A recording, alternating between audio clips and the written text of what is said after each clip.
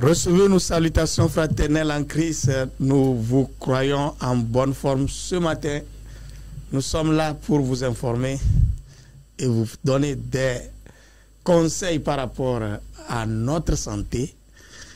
Il est important que nous soyons en bonne santé pour mieux vaquer à nos activités. Bonjour Roger. Bonjour pasteur et bonjour à nos chers téléspectateurs. La santé y est. Par la grâce de Dieu, on est en pleine forme. Alléluia, tout bien. Vraiment. La forme est là. Ça se sent dans vos propos. Nous remercions donc le Seigneur qui nous a prêté cette forme ce matin. Et nous sommes là encore pour toujours attirer l'attention de nos téléspectateurs par rapport à la santé. Oui, Dieu nous l'a donné gracieusement, mais nous devons en prendre soin. Nous devons savoir quoi manger, quoi boire et faire aussi des exercices physiques, n'est-ce pas, Roger? Il n'est jamais assez de le dire et de toujours le rappeler. Notre santé est la première richesse que nous avons. Et donc, pour permettre à cette santé-là d'être pérenne, du moins pour les jours que le Seigneur nous a accordés sur cette terre, il faut savoir ce que nous sommes en train de manger, savoir ce que nous sommes en train de boire, les attitudes, les comportements que nous sommes en train de poser pour que cela puisse véritablement permettre à notre santé de tenir. Et donc, comme nous l'avons dit, manger moins de sel, moins de sucre, plus de sport, parce que le sport justement nous permet d'éliminer les toxines, de dégager la sueur. Pendant que nous sommes en train de dégager la sueur, les graisses que nous emmagasinons au travers des aliments, ça consume. Le sport consume ces graisses-là, ce qui permet à l'organisme d'être en forme pour pouvoir donc vaquer à nos occupations. Cela permet à l'organisme d'être en forme pour vaquer à nos occupations. Les éperviers, eux, ils ne sont pas partis pour se dégraisser seulement, mais c'était pour affronter la Mauritanie. Avant cette 7e journée des éliminatoires de la Coupe du Monde, il y avait encore une lueur d'espoir pour ces éperviers. Et malheureusement, ils sont revenus battus. Et nous allons en parler dans cette émission. Nous verrons encore nos cadets qui sont aussi en train de se préparer pour leur tournoi qualificatif UFOA B. Nous ferons un clin d'œil aussi aux dames qui sont en chantier pour pouvoir jouer leur dernier match pour accéder à la Coupe d'Afrique des Nations. Ça doit être contre le Burkina. Nous y reviendrons. Chers amis téléspectateurs, voilà le décor planté. Roger, les éperviers étaient à Nouadhibou le vendredi dernier. Ils ont livré un match perdu. 0 but contre 2. Ça ne va pas. Oui, justement, c'est le constat amer auquel nous sommes parvenus. Et comme on le dit, il faut avaler la pilule. Quand bien même elle est amère, je crois que c'est un peu amer pour tous ces Togolais, ces fanats, ces mordus du football qui espéraient, ou qui du moins qui rêvaient un lendemain meilleur pour cette sélection nationale. Je crois que comme vous l'avez dit, avant ce match, même si on ne vendait pas très cher la peau des éperviers, on espérait quand même pour que les éperviers reviennent avec une petite, c'est vrai il n'y a pas une petite victoire, mais que les éperviers reviennent avec quelque chose et ensuite peut-être engranger encore des points au niveau donc du match contre le Soudan, ce qui pouvait replacer les éperviers en bonne position, peut-être dans ce groupe B.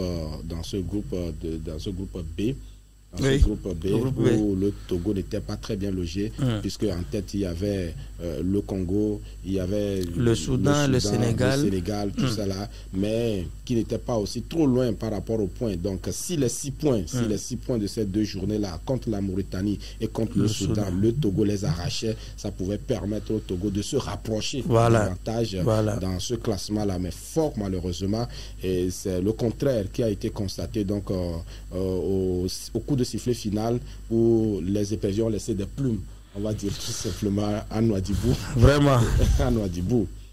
Les plumes ont été laissées parce que 2-0 face au Morabitoun. Daré en train de parler de la luminosité qui n'était pas au point, il y avait le vent, ainsi de suite. Oui. C'est donc raison valable pour pouvoir perdre un match à 2-0. Bien, je crois que les éperviers ont été cueillis à froid. Les éperviers ont été cueillis à froid parce qu'à la 14e minute déjà, le premier but est arrivé. On se disait que peut-être que on n'était pas encore rentré dans le match. Donc, il fallait encore accorder du temps. Mais au fil du jeu, on a vu que le Togo n'avait rien produit. Ça jouait comme un jeu de quartier. Ça, il ne faut pas se tromper. J'étais sous l'écran en train de regarder le match, mais je me dis, peut-être si c'était une équipe d'ASCO ou de ASK, on prenait tout le groupe pour aller jouer ce match-là, ça aurait été mieux de faire venir ces éperviers-là. Je crois quand même que c'est pas trop dur pour... Non, je crois que là où nous sommes arrivés, quand ça marche, il faut féliciter. Mais quand ça ne marche pas aussi, que il faut avoir le courage de le dire. Que nous puissions dire ce qui ne va véritablement pas. Parce que quand on regarde ce jeu-là, on ne retrouve même plus les éperviers. On ne sait pas qui est qui dans ce... Dieu merci, on a quand même remarqué ce jeune qui vient donc d'être transféré à Lorient, je parle de Derman Karim, qui a vraiment prouvé que vraiment il était un milieu de terrain digne de ce nom-là. Et avec le capitaine, je crois quand même qu'ils ont essayé de faire quelque chose, puisque là, nous attendons les résultats et les résultats ne sont pas là. Quand on prend le collectif, je crois véritablement que ça n'a pas marché. Ça jouait à l'emporte-pièce. On n'a même pas vu des offensifs, on n'a même pas vu des tirs cadrés, justement, pour dire que nous avons des attaquants jusqu'à la sortie de là-bas, Fodo et tout qu'on sort. Bouf, on se dit, peut-être qu'on était parti juste pour comment se faire plaisir. C'est ça que c'est toujours l'éternel questionnement. Dans leur club, ils arrivent à marquer des buts. Il y a Fodo là-bas, qu'on venait de le citer, Kevin Denke. Oui. Mais en sélection, on ne comprend rien. Le problème se situe à quel niveau? C'est le coaching? Oui, le coach a sa part de responsabilité parce que, bien sûr, avec Douaté, ça ne marquait pas, mais ça jouait. Oui. Si c'est ce match-là qui est livré, qui doit être encore servi contre le Soudan, je crois que... Je crois, à mon humble avis, à mon analyse personnelle, je situe le problème sur deux tableaux. Le premier tableau, c'est d'abord le championnat dans lequel ces joueurs-là évoluent. C'est d'abord ce championnat-là qu'il faut aller regarder. Et quels sont ces championnats où ces éperviers jouent et ils ont combien de minutes de jeu dans ces championnats. Et quand on parle de Fodo là-bas avec l'Arabie Saoudite ou les clubs des Émiratis ou des Qataris, comment l'appelle-t-on, je sais pas, de l'Asie et consorts là, c'est quel type de championnat? Quand vous quittez là-bas pour revenir, par exemple, même en Afrique ici, pour jouer un championnat, attention, je ne pense véritablement pas qu'il y a équilibre entre ces championnats-là. Donc, parfois, on se dit que bon, les jeunes, ils partent pour chercher de l'argent. Donc, on peut aller s'engager dans ces championnats de Turquie. En Belgique, Kevin Denke a montré quand même... Oui, j'en viendrai à mon deuxième tableau. Je suis en train de présenter le premier tableau où on retrouve ces éperviers-là dans des équipes en toute honnêteté, en toute franchise, qui ne font pas le poids, on va dire, face donc aux jeux qui se jouent, que ce soit en Europe ou en Afrique. Il faut reconnaître quand même que les Africains jouent. C'est pour ça justement que les Européens viennent piocher. C'est pour ça justement que peut-être d'autres championnats, les Anglais, les Italiens, consorts, ils viennent chercher en Afrique parce que ça joue véritablement. Alors justement, quand on quitte en Afrique pour aller jouer des championnats comme en Arabie Saoudite, pour aller jouer des championnats dans quel pays d'Asie, tout ça là, Lesotho, Lituanie, ces histoires machin, on se dit bon d'accord, vous avez trouvé une porte de sortie peut-être pour aller se faire une santé financière et revenir. Sinon, si c'est la santé sportive, la santé footballistique, je crois que ce chemin là est tellement risqué. Mais alors c'est leur choix et on constate parce que justement le résultat est là. L'autre côté, l'autre tableau que j'aimerais véritablement dresser, c'est que le maillot des éperviers, ce n'est pas n'importe qui le porte. Quand vous acceptez porter le maillot des éperviers, sachez que vous êtes un militaire et vous devez être disposé, apte à répondre. Un guerrier. Un guerrier.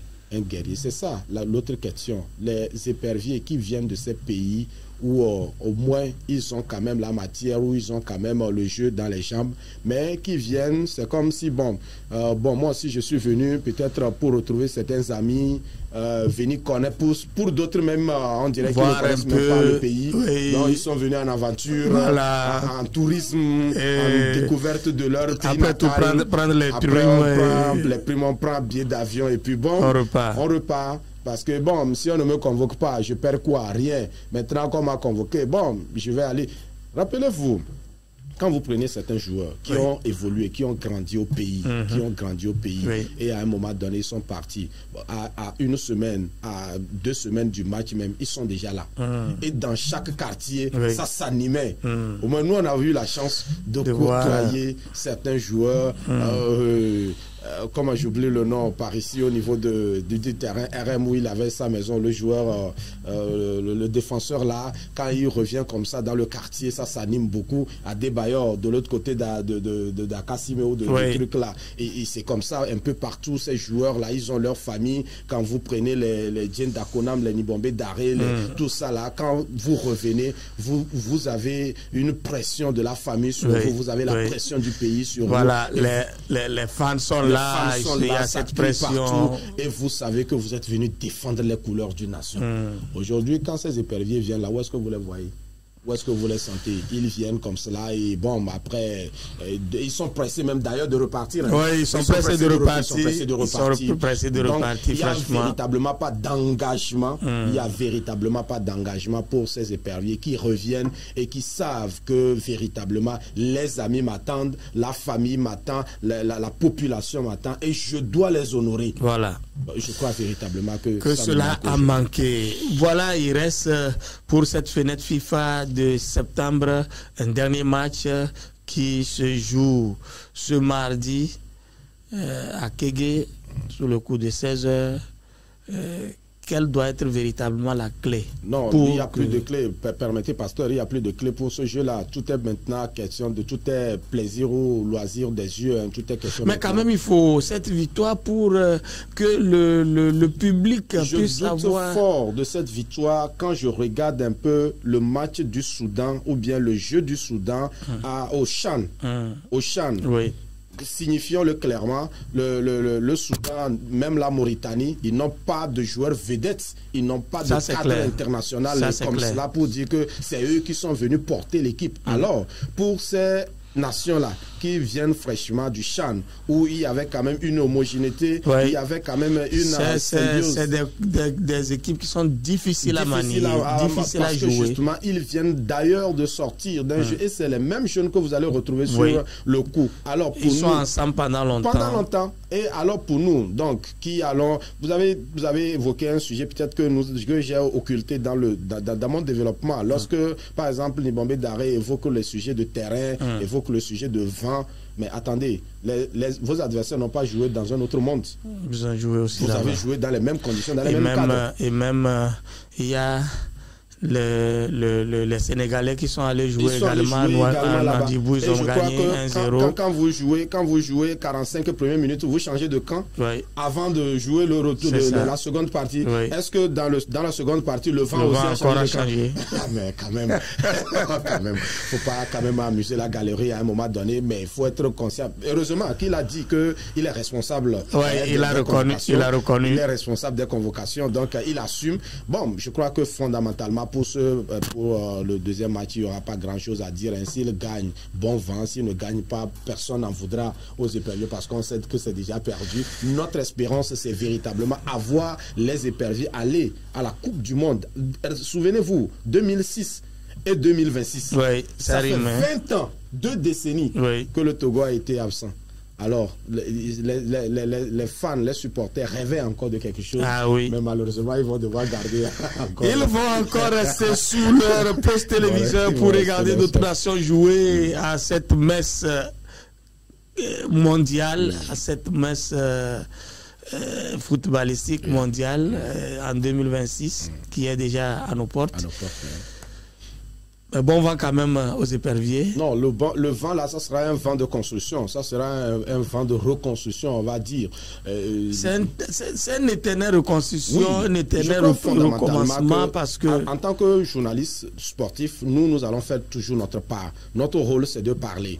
Quitte à ceux-là qui doivent prendre des décisions, de les prendre. Oui. Quitte à ceux-là qui doivent mettre les décisions en application, voilà, de les mettre aussi en application. Alors, nous avons parlé de ces nations-là, Soudan, Mauritanie, qui n'ont pas des stars, des vedettes comme ça qui viennent pour... Prenez l'équipe nationale. Combien aujourd'hui de nationaux, de locaux, voilà, de locaux qui sont convoqués. Alors, on n'a pas l'ossature locale, on n'a pas une équipe locale sur laquelle peut-être les internationaux vont venir greffer pour véritablement dérouler un jeu. C'est là où nous interpellons toujours les responsables de ce football-là à mieux réfléchir parce que justement, Dieu merci aujourd'hui, bon, on a inauguré des terrains, de Lomé à 5AC où on a posé des gazons naturels. C'est des gazons naturels, oui. Et on annonce très prochainement la construction des stades ou bien des tribunes et après les vestiaires et tout ce qui va avec. On espère que véritablement cela ne va pas s'arrêter là, mais véritablement aider, soutenir, je crois, ces académies, ces centres de formation qui ont donc l'obligation, le devoir de former ces jeunes. Il faut les former. Peut-être que ça ne se figure pas sur le conducteur, mais souffrez que hier, j'étais sur le terrain de Bossimé pour suivre les quarts de finale du tournoi Sport FM, où vous avez aussi suivi des matchs. Fondamentalement, on a vu les jeunes développer des jeux, on a vu des jeunes produire quelque chose. Oui, on fait un clin d'œil à ce jeune d'Assed de Diaglé qui a les matchs de poule, il a pris les 3 trophées, la première journée, deuxième journée, troisième journée, c'est lui le meilleur joueur parce qu'on a toujours décerné un trophée au meilleur joueur. Et il a pris les 3 trophées. Hier, malheureusement, ils étaient éliminés au tir au but. Et c'est lui qui avait égalisé. Ils étaient menés et c'est lui également qui avait égalisé. Je n'ai plus suivi qui a pris le trophée de match. Des éléments comme ça, il faudrait déjà les piocher. Des éléments comme ça, il faudrait les piocher et leur offrir le cadre idéal. C'est un travail de fond. Ce n'est pas un travail. On veut ce qui est cru aujourd'hui, ce qui est prêt à manger tout de suite. Il n'y en a pas. En matière de football, c'est une science. Si vous voulez la faire, il faut s'asseoir et programmer. D'ici 5 ans, d'ici 20 ans, qu'est-ce que nous voulons pour cette jeunesse? Et c'est en cela qu'on met les conditions pour que véritablement ça puisse avancer. Et on suit ces jeunes-là. Ce n'est pas 2 jours, 3 jours, vous allez voir tout de suite les jeunes-là. Dans 2 ans, vous allez les retrouver en championnat d'élite. Vous les retrouvez en championnat d'élite. Et après, tout, ils disparaissent. Ils disparaissent, c'est fini. Ils s'éteignent. C'est fini comme ça. Oui, vous parlez des jeunes. Nous allons donc faire un clin d'œil à ces jeunes. Les cadets sont en train de se préparer activement pour leur tournoi. Le tournoi UFOA B qui va se jouer en Côte d'Ivoire. Et voilà. Nous, étudiants et ces poulets ont livré 2 matchs. 2 matchs amicaux contre les Béninois. À l'aller, c'est 1 but partout. Au retour également, c'est 1 but partout. Est-ce que c'est l'adversaire idéal pour préparer ce tournoi, sachant qu'il y a le Nigeria, il y a le Ghana qui sont là-bas? C'est là où véritablement ça laisse un peu à désirer, parce que justement, l'adversaire que vous avez en face doit vous conduire à voir votre entraînement. C'est ça. Je ne sais pas comment on le dit souvent en Neve, peut-être que nous allons renverser le proverbe en disant c'est ça. Voilà. Notre confrère est en train de franciser un proverbe élevé. Donc le serpent qu'on a en face c'est son bâton qu'on doit chercher. Lévé disait que le bâton que tu as, c'est son serpent que tu vas tuer.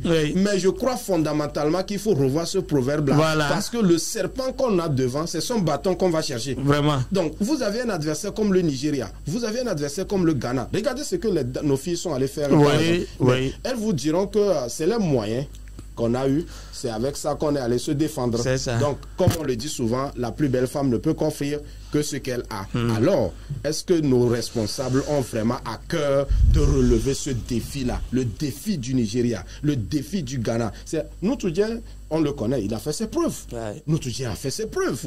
Alors aujourd'hui, quels sont les moyens qu'on a mis à disposition de Noutoudien pour pouvoir donc relever ce défi-là? Mais bon, quand on vous dit, c'est des jeunes, préparez-les, aidez-les pour le lendemain. Et combien de jours on met à leur disposition pour ces préparatifs?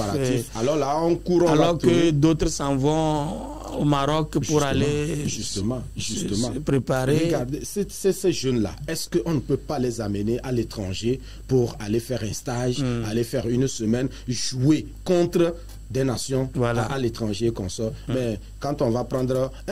C'est là où je suis vraiment sidéré, si vous permettez, pasteur. Une équipe nationale qui veut faire un match amical et on va choisir un club.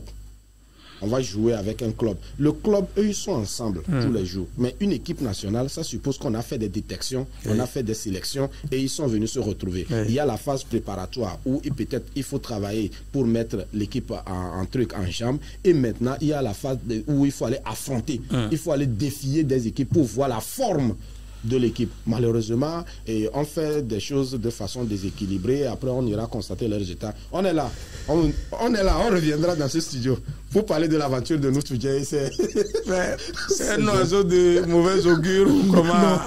Non, vous savez, on a appris, on nous a appris peut-être à gagner dans le désordre ou dans l'ordre. Maintenant, ça ne marche plus. Maintenant, ça ne marche plus. Donc, justement, ce qui se passe nous amène à analyser pour être objectif, bien évidemment, pour être objectif, à voir la chose en face. Bon, maintenant, s'ils vont et ils vont faire un bon résultat pour amener, on verra quels sont les indices qui ont conduit à ce résultat. Et on reviendra aussi à clamer sur ce plateau. Voir sur ce que ça va. Les poulains de Noutoudien sont logés dans la poule A aux côtés du pays organisateur. Il s'agit de la Côte d'Ivoire. Il y a le Niger, le Niger et le Ghana, voilà, qui sont 4 pays. Et de l'autre côté, dans la poule B, il y a le Nigeria, le Burkina Faso et comment l'appelle-t-on? Le Bénin. Le Bénin. Les 3 pays qui chercheront 2. Et dans cette poule aussi, on trouvera 2 pour les demi-finales. Le Togo a certaines chances dans cette poule constituée du Ghana, de la Côte d'Ivoire et du Niger. Bon. Oui, on en a dit. La Côte d'Ivoire. On en a déjà parlé. La Côte d'Ivoire, le Bénin, je crois fondamentalement que nous connaissons un peu le niveau de leur football. Oui, bon, le Bénin n'est pas dans notre poule. Oui, mais il y a le Ghana, le Niger, la Côte d'Ivoire. On connaît le football du Ghana, on connaît un peu le football de la Côte d'Ivoire. Avec le travail aujourd'hui qui se fait en Côte d'Ivoire, je crois que on va pas quand même jeter l'eau du bain avec le bébé. Nous avons quand même vu ces jeunes-là qui sont issus des centres et consorts. Je crois qu'avec la force de Noutoudien ou disons la capacité de Noutoudien, nous ne pouvons que leur souhaiter meilleur, même s'il advenait qu'on perd, qu'on puisse quand même apprendre. Moi, je dis toujours, que ce soit la défaite ou la victoire, ces jeunes doivent toujours apprendre. Ils apprennent Une fois toujours. qu'on s'est engagé, c'est déjà un pas. C'est pour ça, justement, je dis, il ne faut pas jeter l'eau du bain avec le bébé. Si on nous avait dit qu'on ne s'est pas engagé... Mais que ça ne soit pas toujours Pierre de Coubertin. Oui. L'essentiel est de participer. L'essentiel est de participer. Et bon, après, les dames également sont en chantier. Et Tometikaï et ses pouliches sont en train de se préparer activement pour affronter le Burkina Faso en aller-retour. C'est en ce mois d'octobre que ces 2 matchs seront joués et le pays qui passe directement pour la Coupe d'Afrique des Nations. Voilà. C'est bien parti parce qu'on a laminé Djibouti ici 10-0 en aller-retour. Ça peut passer pour le Burkina. Bien. Est-ce que ça va passer pour le Burkina ou ça pour va le passer Togo. pour le Togo? C'est le wait and see, mais du moins, on peut quand même jeter un regard sur ce que Dame Tometi est en train de faire avec ses filles. Et je crois qu'elles avaient eu d'abord une première séance de regroupement. Je crois que c'est la deuxième. Où elles ont eu à livrer un match amical contre Sam Nelly du Bénin. Oui. Et donc, je crois véritablement que Tometi Kaye est en train de faire ce qu'elle peut faire pour pouvoir donc hisser un peu plus haut le drapeau togolais en matière de football féminin. Il faut quand même la féliciter. Comme on le dit toujours, tous ces entraîneurs, ces coachs, ces sélectionneurs font avec les moyens qu'on leur donne. Font avec leurs moyens qu'on leur donne. Moi, là où je l'apprécie véritablement, c'est que pour au moins ces quelques 2 jours où je suis allé sur le football féminin, je l'ai vue présente. Je l'ai vue présente. Elle était là sur le terrain chaque fois pour regarder les filles. Et je crois fondamentalement que pour ce regroupement, même il y a un peu de remaniement. Il y a des changements qu'on a eu à effectuer. Elle a fait appel à d'autres joueuses pour pouvoir donc étoffer cette équipe-là. Je crois quand même que le Burkina Faso en matière de football féminin n'est pas un foudre de guerre. N'est pas un foudre de guerre. Donc les préparatifs, je crois ils ont match avec Entente 2. Oui, ils doivent livrer un match amical ce lundi avec... voilà. Et donc après ce match-là, peut-être les filles vont retourner. Je crois qu'avec le championnat aussi, qui a quand même à donner un peu de matière à ces filles-là, ça va leur permettre peut-être de pouvoir relever ce défi. Je crois que le challenge du Burkina n'est pas quand même un challenge assez haut. Quand on se rappelle, par exemple, du CHAN qui vient de finir, non, qu'est-ce que j'ai dit, la CAN féminine qui vient de finir, où on a vu les Nigérianes jouer, on a vu les autres pays qui ont participé, les Marocains, les Tunisiens qui ont participé à cette compétition-là. Si c'était par exemple un challenge de ce pays-là, on se dirait que c'est déjà cuit. C'est déjà cuit. Donc je crois fondamentalement que le challenge burkinabé n'est pas quand même un challenge assez élevé. Donc il revient à Tometi Kaye véritablement de se concentrer sur le travail qu'il faut faire. Et il y a ASK féminin ou ASCO féminin qui est revenu de la Côte d'Ivoire. Qui est revenu de la Côte d'Ivoire. Je crois qu'elle peut aller même piocher encore dedans. Voilà, pour pouvoir étoffer, puisqu'elles sont allées quand même rencontrer des filles à l'international. Il y a Nadia Bonjour qui a quitté Entente 2 pour ASCO féminine, qu'elle a déjà commencé par approcher. Je lui ai même posé la question concernant la fille. Là, il dit oui, c'est une fille qui est très bien. Et il y a seulement certaines petites choses à gommer, à corriger pour qu'elle puisse être. Parce que c'est très intéressant quand même d'avoir. C'est elle-même qui a marqué aussi le seul et l'unique but d'ASCO à la compétition. Je crois qu'elles sont allées prendre des raclés là-bas, 1-0, 3-0, 3-1. Je crois que. Et c'est Bonjour Nadia qui avait marqué le but. Je crois quand même qu'on peut s'appuyer sur ces filles-là qui sont allées quand même découvrir le haut niveau. Le haut niveau avec Sam Nelly, avec Police Girl du Ghana et l'autre club du Nigeria. Je crois fondamentalement qu'on peut s'appuyer sur ces filles-là pour étoffer, pour pouvoir aller relever ce défi. Comme vous l'avez dit, c'est un match en aller-retour. La chance également ou la grâce pour nous de dire, c'est que nous nous déplaçons. Le retour se joue chez nous là-bas et le retour se joue ici. Donc il faut mettre les bouchées doubles pour pouvoir donc gagner cette double confrontation, pour pouvoir donc accéder à cette compétition. Gagner cette double confrontation est passé pour la seconde CAN féminine de l'histoire du Togo. Moi, si les hommes ne nous honorent pas, il faut que les femmes au moins fassent leur mieux pour nous honorer. Voilà, on l'a un peu touché, un clin d'œil à ce tournoi Sport FM des U21. C'est l'étape des quarts de finale et les premiers demi-finalistes sont déjà connus. Et il s'agit de ces équipes de CSJ Mounas et ACED qui ont été écartées par ACDJ. Ça continue aujourd'hui. Vous voyez déjà quelque chose de positif dans ce tournoi qui est organisé? Oui, nous saluons par encore nos confrères de Sport FM. Nous saluons encore une fois l'initiative de cette chaîne sportive, cette chaîne thématique-là qui s'est donné cette mission d'organiser cette compétition à l'intention, donc, ou à l'effet de promouvoir ces jeunes des académies. Je crois que l'initiative se déroule bien et désormais on arrive un peu au sommet donc de la compétition avec le carré d'as donc qui se dégage comme cela on va dire.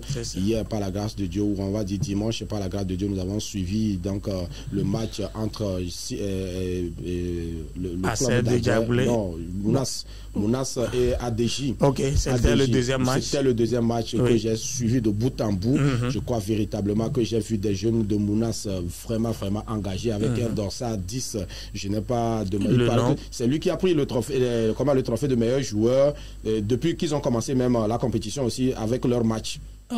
Avec leur match, c'est lui qui a pris le trophée de meilleur joueur. Ah bon. Et c'était un jeune très véloce, vraiment qui animait le jeu, qui était sur tous les fonds pratiquement. À un moment donné, tout le monde criait, est-ce que lui là, il a moins de 21 ans? Voilà. À voir ce qu'il produit sur le terrain. On s'est dit, mais attention. Sinon, il était très bon, très véloce dans son jeu. Et je crois qu'il a apporté beaucoup à son équipe. Malheureusement, ils ont perdu. Au tir au but. Ils ont marqué, ils se sont fait rattraper. Ils se sont fait rattraper par ADJ. Et au tir au but, malheureusement, c'est une séance où on peut être beau joueur sur le terrain. Mais aller perdre au tir au but. Ah, ça c'est clair. C'est arrivé aux grands joueurs. C'est arrivé aux grands joueurs. Ce n'est pas que ça ne va pas arriver. Donc, comme vous l'avez dit, je crois que la compétition continue. Et hier, on était avec un international ivoirien des années 90. Monguégué qui était venu. Oui, c'est l'actuel coach de l'Entente 2. Hier, il était venu suivre le match avec nous là-bas. Et je crois quand même que c'est bien. Ils apprécient les jeunes. Ils voient les défaillances. Ici, qu'est-ce qu'on peut faire? Ici, qu'est-ce qu'on peut faire pour pouvoir améliorer ces jeunes-là? Et je crois véritablement que ça doit être une leçon pour les responsables des centres de formation. Vraiment. Ça doit être vraiment une leçon. Cette compétition doit être une formation, ou du moins une leçon pour les responsables de centres de formation par rapport à l'évolution des jeunes, par rapport aux jeux qu'ils sont en train de produire. Qu'est-ce que nous pouvons améliorer pour mettre ces jeunes-là en vitrine dans les prochaines compétitions? C'est très important. Sinon, on a vu du jeu, on a vu des jeunes s'évertuer, on ne va pas quand même les encenser pour dire qu'ils sont au top, parce qu'il faut les sortir dehors pour voir ce qu'ils sont capables de faire. Pour l'instant, je crois qu'ils peuvent mieux faire. Ils peuvent mieux faire. Ce tournoi continue et prendra fin le 13 de ce mois. C'est sur ces notes que nous mettons fin à cette émission. Roger, un mot pour finir cette émission. Oui, nous rendons grâce à Dieu, celui qui nous donne le souffle de vie et qui nous permet d'être en mesure de renseigner ou d'informer du moins nos téléspectateurs, les téléspectateurs de la télé JVA, que Dieu les bénisse abondamment. Nous allons saluer peut-être l'arrivée d'un doyen de peut-être notre corporation à la tête donc du secrétariat Palanga à la tête de la fédération. Nous, notre association l'appelle le patriarche. Voilà. Nous l'appelons le patriarche. On a suivi des formations où il est venu donner des cours. Alors nous saluons l'arrivée du patriarche donc dans la maison où il connaît déjà. Et nous espérons qu'avec lui, les choses vont véritablement. Vous avez vu les décisions qui ont commencé par tomber comme ça. Je crois quand même qu'à un moment donné, il faudrait que les sages puissent s'asseoir et faire valoir leur sagesse au profit donc de la vie sociale. Merci à tous. Merci à tous. Nous disons merci à nos cadreurs qui sont derrière. Il y a Agbo, Maololo, il y a Zeglo à la régie et les autres, toute l'équipe. Nous vous saluons. Nous saluons également nos collègues pasteurs de la région des plateaux nord-est. Nord-ouest. Là où le pasteur Fata est président régional. Mon président, je vous salue et je salue tous les autres pasteurs qui sont dans cette région. Que le Seigneur vous soutienne, qu'il vous bénisse. Et le pasteur Bidabi qui est parmi les apostles là-bas, que Dieu soit avec lui. Amen, amen. Nous vous saluons à tous et tous les pasteurs togolais et tous les autres pasteurs qui travaillent pour le salut des âmes. Que Dieu vous soutienne et vous bénisse. Merci et à nous revoir.